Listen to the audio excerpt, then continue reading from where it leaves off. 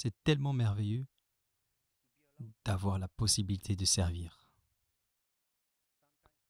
Des fois, les gens n'osent pas servir, mais le service, c'est le seul chemin par lequel nous pouvons trouver la joie dans la vie.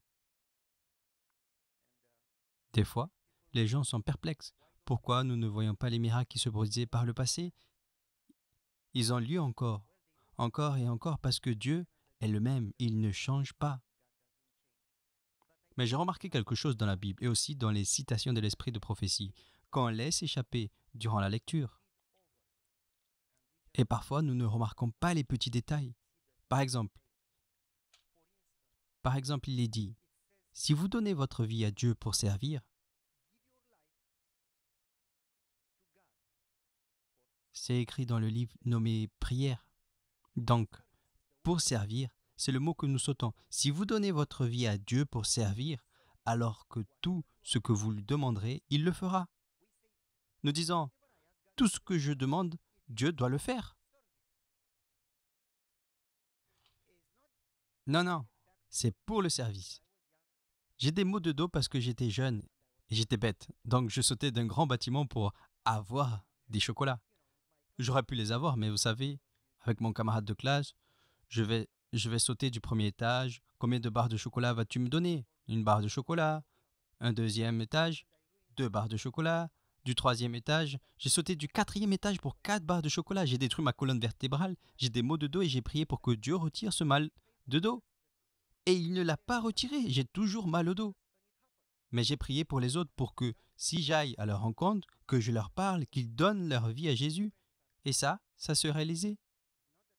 Vous voudrez répondre aux prières qui concernent le service, pas aux prières qui sont centrées vers nous. Cela ne veut pas dire que ça lui est égal, seulement plus nous sommes focalisés sur les autres, plus Dieu peut nous sauver, parce que Dieu n'est pas focalisé sur aujourd'hui comme nous le sommes. Il est focalisé sur l'éternité. Jésus ne viendra pas pour nous restaurer dans cette vie. Il veut que nous vivions dans l'abondance, mais il est venu pour que nous puissions avoir la vie éternelle. Cette vie est courte, elle passe vite. Et en fait, dans les épreuves par lesquelles nous passons parfois, nous acquérons les notions essentielles que nous ne possédons pas pour aller au ciel. Je vais vous dire une chose. Quand vous donnez votre vie pour servir, n'attendez pas les résultats, continuez simplement à servir. Oh, nous avons tellement fait de choses et rien ne s'est passé. C'est une illusion. Dieu continue à travailler et vous le verrez dans le ciel, pas aujourd'hui. En 2003, j'ai été en Espagne, à Madrid. J'ai beaucoup prié. J'ai pris une semaine pour prier. Je priais tous les jours, tous les soirs et tôt le matin pour que Dieu puisse donner des résultats à Madrid. Parce que les églises meurent dans certains pays européens. Vous pouvez aller en Italie, en Pologne, en Espagne, etc., en Suède. Là-bas, les églises ne sont pas affermies, pas seulement notre église, mais toutes les églises. Donc j'ai prié pour avoir des résultats et j'ai prié honnêtement. Je prêchais et les gens étaient comme des concombres. Personne n'était touché. Je regardais dans leurs yeux et ils étaient vitreux, une absence totale d'émotion, vous savez. Quand je terminais la prédication, ils partaient tout simplement. J'étais détruit. Un sabbat, je prêchais 9 fois. Je ne sais pas si vous me croyez, à vous de décider. J'ai commencé à 8 heures et j'ai terminé à 22 heures. J'ai perdu ma voix et personne n'était touché. En fait, j'ai dit, j'ai perdu mon temps, j'aurais mieux fait de rester à la maison, de manger de la pizza, de rien faire comme un poisson, d'ouvrir la bouche et de me détendre tout simplement. Je n'avais aucun résultat. J'étais tellement déçu parce que je priais et Dieu n'a pas répondu à mes prières. Maintenant, faites un bond dans le temps. Beaucoup d'années. Et l'année dernière, en 2017, je suis parti en République tchèque pour une réunion de pasteurs dans cette division. Combien d'années se sont écoulées entre 2003 et 2017? 14 ans. 14 ans dans le futur. J'avais oublié l'Espagne et les autres voyages, etc. 14 ans plus tard, Paolo Benini de la division locale s'est levé et a déclaré: Pavel, je vais te mettre dans une situation embarrassante. J'ai dit: oui, fais-le. Je le mérite, je pense avoir fait quelque chose de mal parce que des fois je finis pas à l'heure. J'ai pensé qu'il allait me dire que je prêche trop longtemps, bien. Et il a dit, en Italie, l'église mourait. Et on a appris qu'à Milan, l'église a brusquement commencé à grandir. De 16 personnes, église composée de 16 personnes âgées, on est passé à 350 personnes et ils ont construit une deuxième église, puis une autre, et maintenant une quatrième église à Milan. Une explosion. Et on s'y est intéressé. Qu'est-ce qui s'est passé? Une dame âgée nous a dit qu'en 2003, elle était partie à Madrid pour voir ses enfants. Elle a entendu un séminaire de prière qui a duré 9 heures, donc toute la journée. Et elle a pensé que ça avait le potentiel pour changer une vie, à condition de l'appliquer. Alors elle l'a noté sur son téléphone. Vous savez, habituellement, tous les gens utilisent les téléphones. Elle l'a enregistré sur son téléphone et est repartie chez elle. Elle a pris 2 mois et a tapé tout ça sous la forme d'une brochure de 44 pages. Puis elle a distribué aux autres femmes, à l'église. Et elle leur a demandé de prier. Mais elles ne l'ont pas fait. Vous ne demandez pas à quelqu'un de faire quelque chose. Si vous le voulez vraiment, vous le faites vous-même. Elle m'a appelé en disant, vous savez, j'ai assisté à votre séminaire sur la prière. Je leur demandais de prier, mais elles ne l'ont pas fait. Vous savez, dans la journée, je reçois tellement d'appels téléphoniques que des fois, j'oublie d'être chrétien. Et je lui ai demandé, pourquoi vous leur demandez? Pourquoi vous ne l'avez pas fait vous-même? J'ai été très rude. Et elle m'a dit, d'accord, merci. Puis je ne me sentais pas très bien après son appel. Mais je me suis dit, je lui ai dit la vérité. J'aurais dû lui dire avec amour, mais cela reste la vérité, vous savez. Puis, elle a commencé à prier pour eux. Elle a prié pendant 2 mois pour cette église. Puis elle leur a demandé à nouveau. Et environ 5-6 femmes âgées ont décidé de prier aussi. Elles ont aussi commencé à se réunir une fois par semaine à l'église vers 5h, 6h du matin. Je ne sais plus exactement. Elles priaient ensemble pendant une demi-heure à peu près, et puis repartaient à la maison. Pendant 3 mois. Et après ces 3 mois, leurs familles ont commencé à changer. Les enfants ont commencé à parler avec leurs parents. Les époux se réconciliaient avec leur épouse. La paix et la joie étaient rétablies. Et elles discutaient à ce propos. Et elles ont dit, nous ne pouvons pas arrêter cela. Depuis que nous prions, nous voyons des résultats dans nos propres familles et nos propres vies. Continuons à prier. Et de plus en plus de gens se joignaient à leur prière jusqu'à ce que les 16 membres de cette petite église commencent à prier. Et puis ils ont prié pendant environ, je ne m'en souviens pas exactement, 3 ou 4 mois, et rien ne se passait. Et l'une d'entre elles m'a appelé et m'a demandé, si rien ne se passe, combien de temps prions-nous? J'ai dit, excusez-moi, vous devez tout simplement écouter plus attentivement. Vous respirez. Si rien ne se passe, pourquoi vous continuez à respirer? La prière est la respiration de l'âme. Arrêtez de prier et vous êtes mort spirituellement. Satan n'a pas peur de vos réunions, il a peur de la prière. Vous ne devez pas arrêter de prier. Et vous ne devez pas non plus prier pour que quelque chose se passe. Ne priez pas pour avoir les résultats, priez pour la relation, laissez Dieu s'occuper des résultats. J'ai dit, continuez tout simplement à prier et oubliez les résultats, ne cherchez pas les résultats, continuez à prier. Et elle m'a dit, combien de temps? J'ai dit, eh bien jusqu'à ce que vous mouriez. Faites de la prière un style de vie, une culture de prière. Elle a dit, c'est pas pareil du tout. J'ai dit, amen, enfin. Et elle a dit, bien. J'ai été impressionné, vous savez, ils m'ont écouté, parce qu'il y en a certains qui n'écoutent pas. Et il continue de prier et maintenant, écoutez attentivement. Le voisin est venu. Les gens sont très sceptiques et très incrédules. Eux, les Italiens, peuvent être catholiques, mais ils ne sont pas même intéressés par leur propre église nationale. Ils ne viennent pas à l'église. Les églises sont comme des musées pour les touristes, vous savez. Donc le voisin est venu et a dit, les gars, nous avons l'habitude de vous voir une fois par semaine à 11h ici. Maintenant, vous venez. D'ailleurs, j'ai oublié de vous dire qu'ils sont passés d'un jour par semaine à 2, à 3 et finalement à 5 jours par semaine se rencontrant dans l'église pour prier. C'est un sacrifice, croyez-moi. On l'a fait au Visconti. Nous nous rencontrions à l'église à 6 heures du matin. C'était l'hiver, il faisait froid. C'était un sacrifice. Mais cette église est passée de 20 à 120 en 3 mois, seulement en priant, sans aucun programme.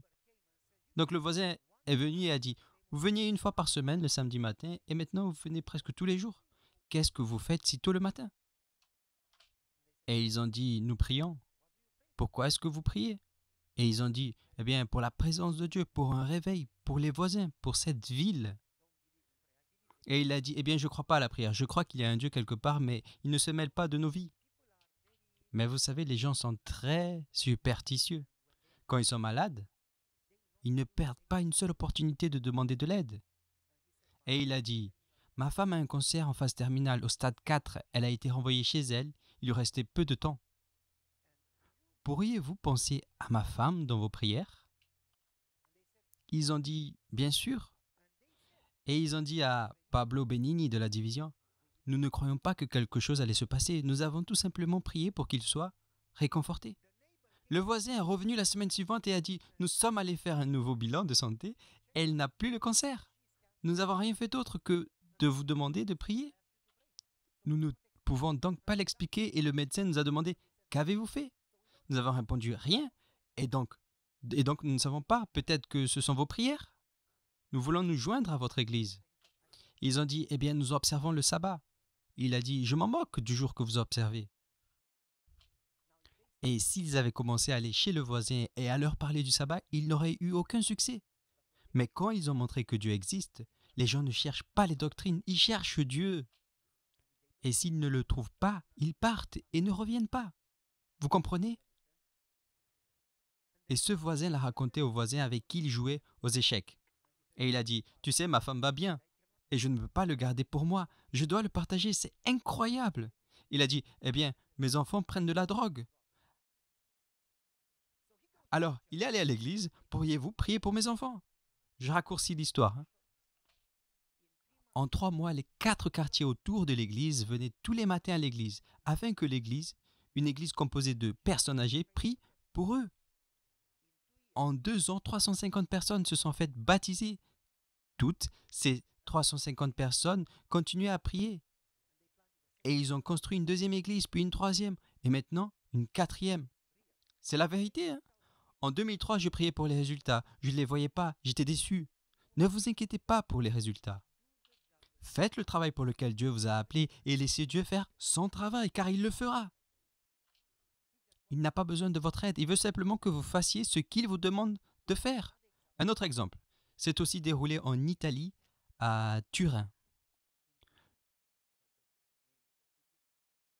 J'y suis allé pour parler lors d'un congrès de jeunes, pour une réunion de jeunes. Je suis parti, puis je suis revenu à la maison. Rien ne s'est passé. Plus tard, un jeune homme, il s'appelle Funny. Drôle en anglais. Son nom est rigolo. Mais c'est son nom.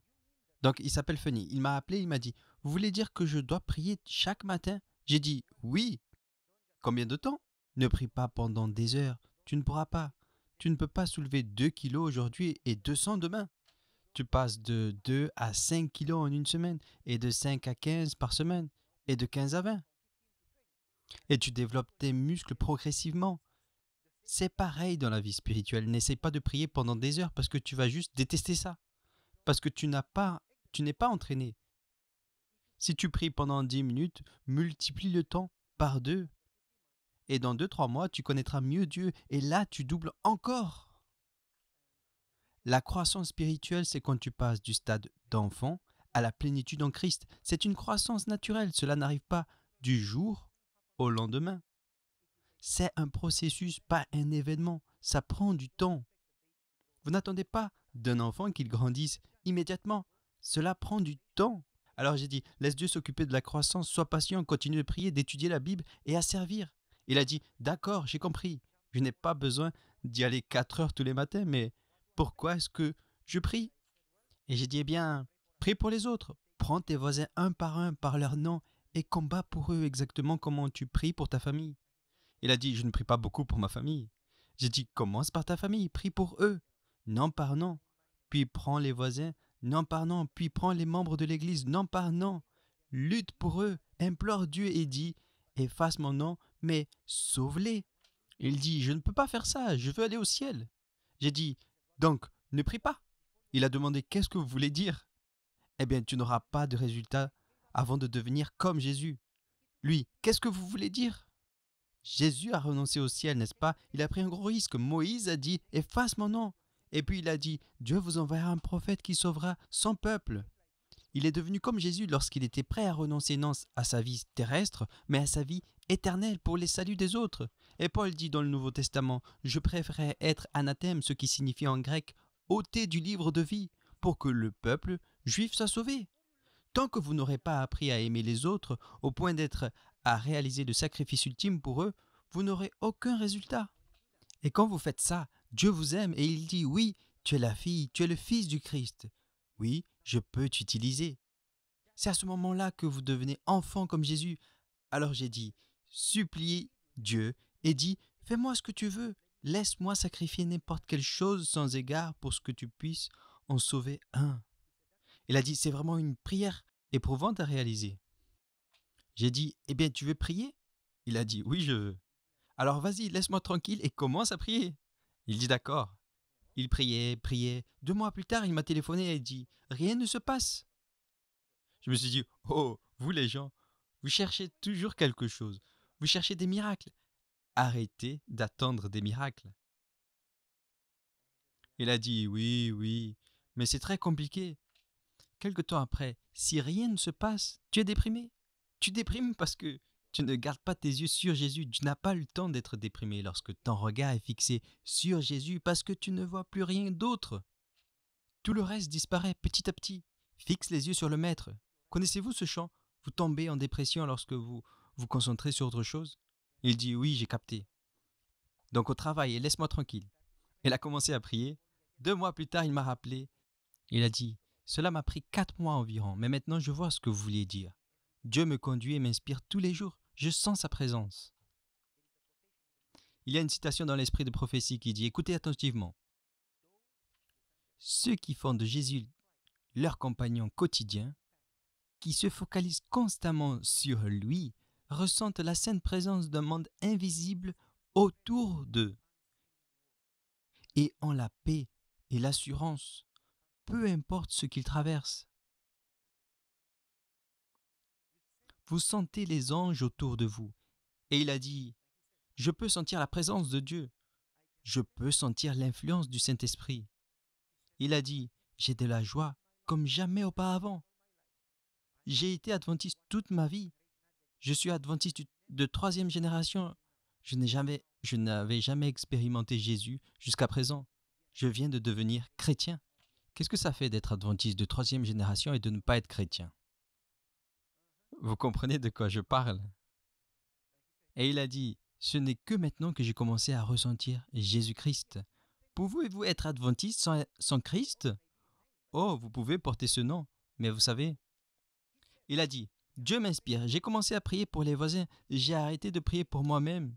C'est incroyable, mon business va mieux, je prie pour les autres et je vois une bénédiction dans ma vie et plus je partage, plus je suis béni.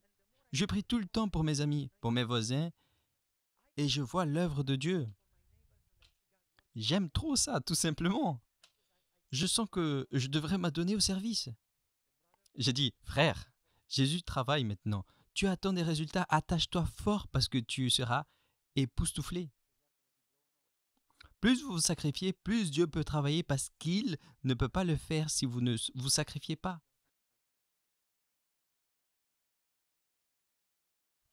Et il m'a appelé et il a dit, Dieu m'a appelé à aller en Ukraine. C'était pendant la guerre, à aller en Ukraine et aider les pauvres là-bas. Eh bien, c'est un grand projet. Dieu m'a inspiré, donc il pourvoira. Il a parlé de ça à toute l'église de Torino. Ils ont recueilli des dons et ont loué 3 camions de 18 roues, 3 camions de 18 roues remplis d'objets de seconde main. Et ils sont allés 2 jours et 2 nuits à la frontière ukrainienne. Et ils sont arrivés à la frontière et ils ont dit à la douane, nous voulons donner cela aux pauvres, nous voulons aider. Et le chef de la douane a dit, il y a une loi qui ne vous le permet pas. Vous pouvez prendre 2 valises par personne. Pour tout ce qui est plus, vous devez payer 2 € par kilo. Pouvez-vous imaginer 3 camions de 18 roues payant 2 € le kilo de marchandises? Ces trucs ne valent même pas parce que C'est de la deuxième main.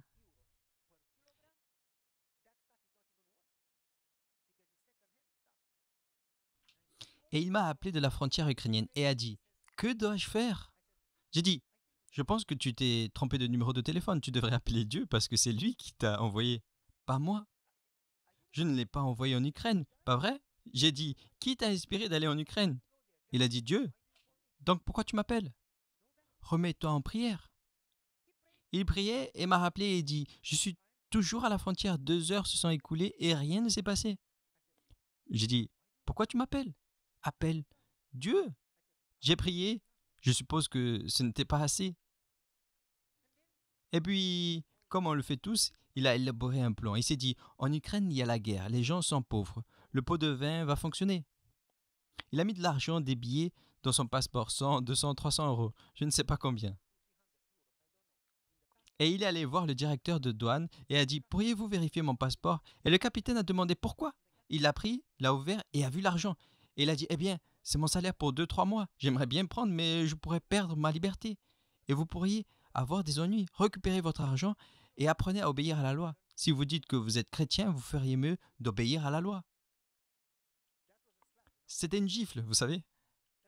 Et il m'a appelé et a dit, j'ai essayé de résoudre le problème. Cela n'a pas fonctionné. J'ai dit, quoi? Eh bien, je lui ai donné de l'argent. J'ai dit, qui t'a dit de faire cela? Tu penses que Dieu est handicapé? Oh, attends, quand tu pries jusqu'à ce que j'arrive à la porte. Dieu n'a pas besoin de ton aide. Dieu n'est pas handicapé. Dieu a le pouvoir de résoudre ton problème.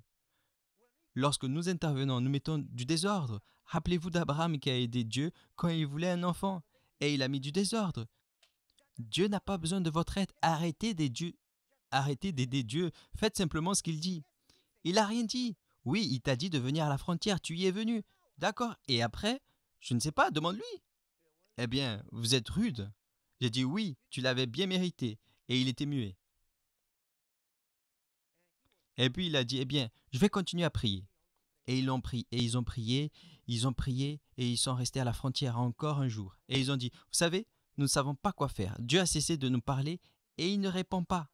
Ils ont donc appelé un pasteur local qui était de l'autre côté de la frontière. C'était un homme âgé, à la retraite.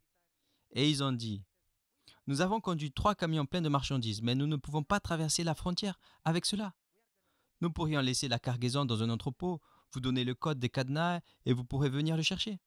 Donc ils ont tout mis dans 3 espaces de rangement, y ont déchargé les camions, ont appelé le pasteur, lui ont donné le code et déçus, ils sont retournés en Italie, à Torino, sans résultat.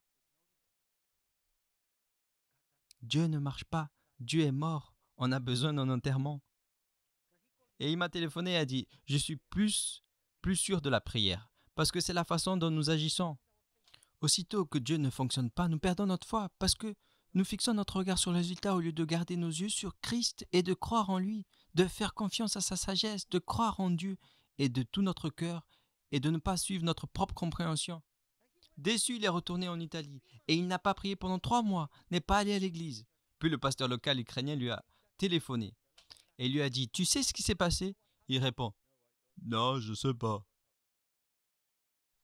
Laisse-moi te raconter ce qui s'est passé. J'ai pris 6 hommes âgés à la retraite, sans emploi, chacun avec 2 valises, dont ils étaient 7 avec le pasteur. Nous avons traversé la frontière, nous avons rempli 14 valises et traversé la frontière en sens inverse.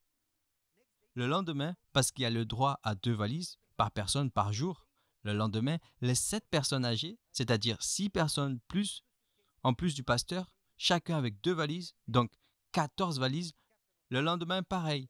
Et le directeur de la DAN a dit, cela va vous prendre une éternité. Et puis il a dit, combien d'argent pouvez-vous tirer de ces 14 valises? Le pasteur dit, vous nous avez mal compris. Nous ne vendons pas ça, nous le distribuons gratuitement. Le douanier répond, je ne vous crois pas. Rien n'est gratuit. Le pasteur dit, si c'est gratuit. Pourquoi vous faites ça? Parce que Jésus fait de même. Vous devez aimer les gens et les aider. Il a dit, non, non, vous y gagnez quelque chose. Ils ont dit, on ne gagne rien. Si tout le monde travaille pour un gain, non, on ne fait pas ça. J'aimerais que ce soit vrai, j'aimerais qu'il y ait des gens dans cette société qui sont prêts à aider et à se sacrifier pour aider les autres. J'aimerais que ce soit une réalité, mais pour moi c'est vraiment compliqué d'y croire. Et le pasteur a dit, eh bien, laissez-moi vous expliquer cela. Jésus est venu tout simplement parce que nous étions ennemis afin de mourir pour nous. Le douanier a dit, je voudrais que ce soit une réalité. Cela me donnerait de l'espoir. Et le pasteur lui a donné une étude biblique sur le salut. Et le lendemain, 14 valises et une autre leçon sur le pardon. Et le lendemain, 14 valises et une autre leçon sur les 10 commandements. Et le douanier a dit, c'est magnifique, et a appelé 2 autres soldats de la douane. Et puis chaque jour de plus en plus jusqu'à ce qu'il divise les soldats en 2 groupes. La moitié pouvait garder les douanes, l'autre moitié pouvait écouter la leçon. Et il a dit au pasteur, ne partez pas, restez ici, je ferai venir l'autre moitié. Et cette moitié ira à la douane, et l'autre viendra, et vous répétez la leçon pour que tout le monde puisse entendre. Et 1 mois plus tard, tous ces soldats allaient aux études bibliques. Et 3 mois plus tard, 11 soldats ont été baptisés, et le douanier a été baptisé avec eux. Et il a dit, vous n'avez pas peur avec ces 14 valises, amenez le camion et prenez tout. Vous comprenez pourquoi Dieu les a autorisés à s'arrêter à la frontière? Parce que rien ne se passe au hasard, mais tout ce qui se passe, toute chose concourt au bien de ceux qui aiment Dieu. Et il a appelé Fanny, il a dit, voilà ce qui s'est passé. Et Fanny m'a appelé et a dit, je me suis concentré sur le problème et je me suis concentré sur les événements de la journée, au lieu de garder mes yeux sur Christ. C'est ainsi que Dieu a travaillé. Parce que Dieu voit la situation entière. Nous, les humains, nous nous concentrons sur les petites choses, mais quand vous donnez votre vie à Dieu pour le service, Dieu peut faire des choses incroyables. Et vous pouvez juste continuer à prier et servir. Et c'est ainsi que la vie est transformée. Pablo était au nord du Nouveau-Mexique. Une fois le séminaire terminé, Edward Schmitz était parti sur son premier lieu de service et Pablo prenait des études bibliques. Et il a été baptisé et il invitait des gens à des réunions de prière tous les soirs chez lui. Environ 10 à 12 personnes se rassemblaient pour prier et elles priaient pour les voisins. Et les voisins ont commencé à venir et ils mangeaient de la glace mauvaise pour la santé.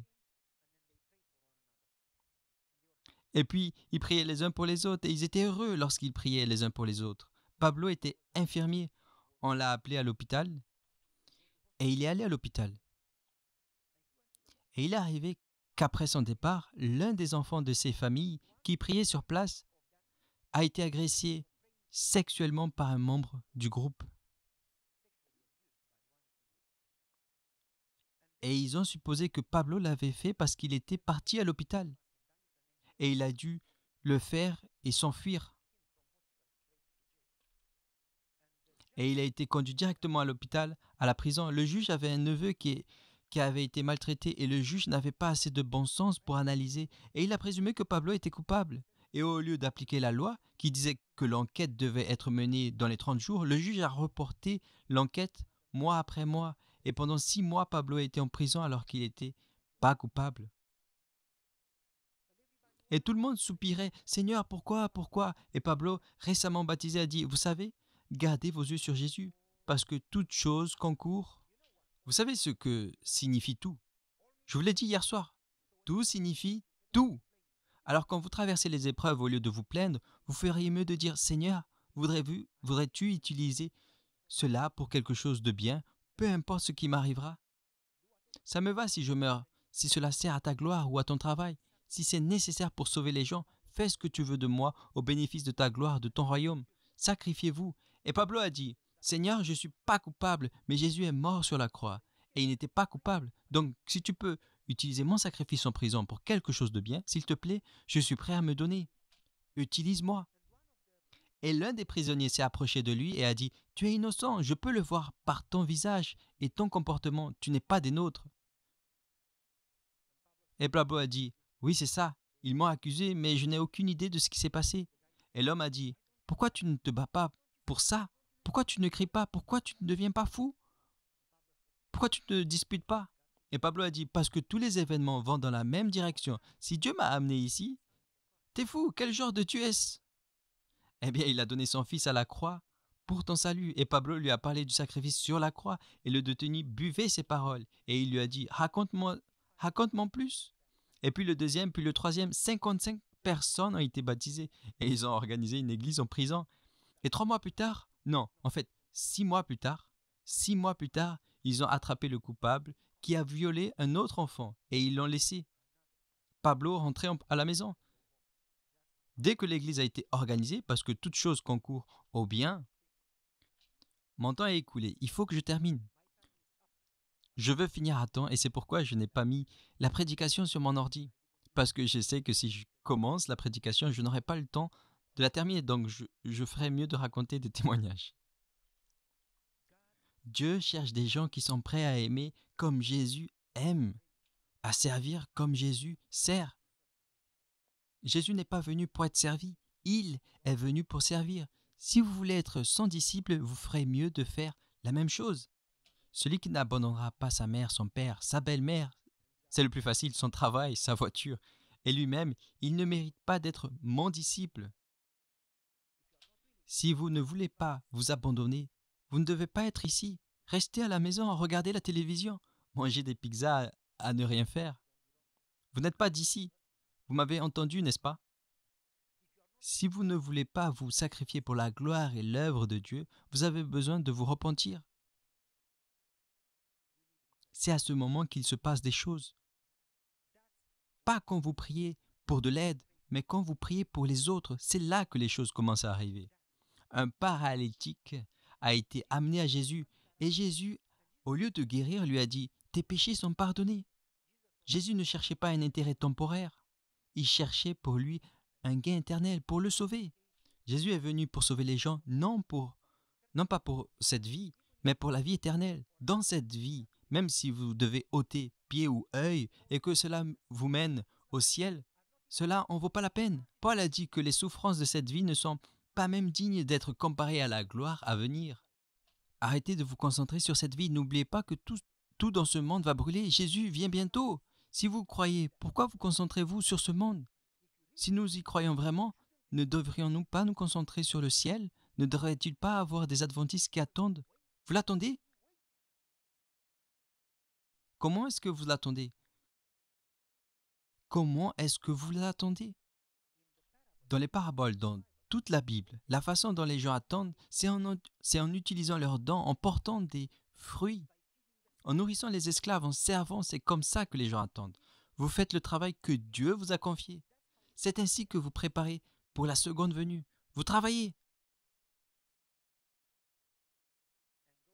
Revenons en arrière. Quand les gens veulent se sacrifier, c'est alors que Dieu peut travailler. Quand le paralysé a été amené à Jésus, il a dit « Tes péchés sont pardonnés ». Il cherchait l'éternité pour cet homme. Pourquoi aurait-il dû ressusciter Lazare pour qu'il meure à nouveau? Ça servirait à quoi? Il aurait vécu encore 3-5 ans et puis il mourrait à nouveau? Dieu voulait donner à Lazare la vie éternelle. Même chose avec le paralytique. Tes péchés sont pardonnés. Et ils ont dit, qui est-il pour pardonner les péchés? C'est un blasphème. Et Jésus a dit, afin que vous croyiez que le Fils de l'homme a le pouvoir de pardonner les péchés, je te le dis, prends ton lit et marche. Il ne l'a pas fait pour le miracle, pour l'aider. Il l'a fait le miracle pour que les pharisiens croient. Vous me suivez? Il l'a fait pour vous, pour que vous croyiez, pour qu'ils acceptent Jésus comme le Messie. Eh bien, je vais le faire pour que vous croyiez que j'ai le pouvoir de pardonner les péchés. Le miracle n'a pas été fait pour aider le paralysé, mais pour aider les autres à croire. Si vous regardez tous les miracles, Lazare, Jésus a dit « Ô Dieu, fais-le afin qu'il puisse croire en toi ». Vous regardez les miracles, mais ils n'ont pas lieu pour que nous ayons une vie confortable ici, mais que nous puissions avoir l'éternité. Quand vous commencez à vous focaliser sur la vie éternelle et le salut des autres, et que vous commencez à oublier cette vie, ce confort, alors Dieu commence à travailler. Je ne dis pas que nous devrions pas avoir une maison, une moto et de la bonne nourriture. Je ne dis pas cela. Abraham était riche, Job était riche. Je dis que nous inquiétons beaucoup trop à propos de ces choses et trop peu sur l'œuvre de Dieu. Je dis que nous nous concentrons beaucoup trop sur ces choses et trop peu sur Dieu. On doit inverser l'ordre de cela et mettre Dieu en premier et le chercher en premier. Vous comprenez? Bon, mon temps s'est écoulé. J'ai dit 9h15 et là il est 9h15 et le feu rouge s'est allumé. Donc allons prier ensemble. J'ai promis de tenir ma parole, prions ensemble. Prions ensemble et nous continuerons aujourd'hui un peu plus tard. Notre Père qui est aux cieux, s'il te plaît, aide-nous à te connaître et à être remplis de ton esprit, à être remplis de ta présence. Répands ton amour en nous jusqu'à ce que nous aimions d'un amour parfait comme tu aimes, afin que nous aimions les gens autour de nous au point que nous soyons prêts à nous sacrifier, à servir et à montrer le caractère de Jésus aux autres. Nous te le demandons au nom de Jésus et nous te remercions, Seigneur. Amen.